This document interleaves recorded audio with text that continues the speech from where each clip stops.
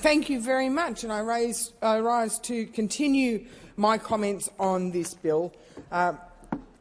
Before I was sadly interrupted last time we were speaking, I was talking about the examples and the impact that the current model with the supermarket duopoly is having on farmers, our farmers that feed and clothe this nation.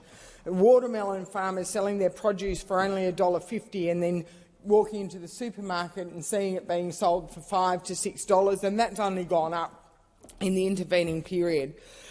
Since then, we've seen the announcement by this government, the belated announcement to make the voluntary grocery code of conduct mandatory. And while we welcome that, the delay from when the Nationals first offered a hand of friendship to the government in December 2022 to say that we would work with the government to get that code of conduct to make it mandatory, and we were fobbed off by this government.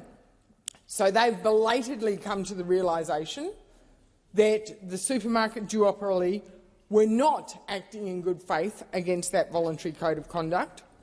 They've belatedly come to the realisation that the code of conduct should be mandatory, and we welcome that.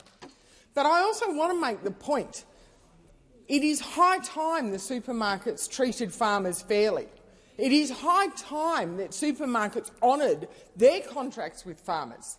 If they say to a farmer, we need 10,000 heads of lettuce, and the farmers then plant enough to ensure that they can produce 10,000 heads of quality lettuce to the standards the supermarkets insist upon, then the supermarkets should buy 10,000 heads of lettuce, not turn around after harvest and say, I'm only taking 5,000 and only paying for 5,000.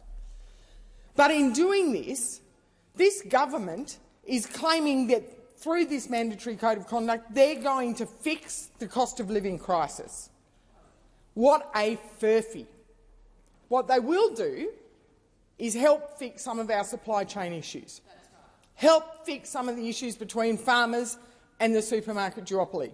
They will not fix the cost of living crisis, and it is high time this government took the cost of living crisis seriously and actually took action to address rising inflation, rising interest rates, higher electricity bills, higher insurance premiums, and failing infrastructure in the regions. Start doing your job, government. On this particular bill, the Nationals absolutely support divestment powers, but I have always said, and I said from the outset of my comments on this bill, that we need to get it right. We can't rush, we can't knee-jerk, and at this point in time, the legislation that the Greens have drafted is not getting it right.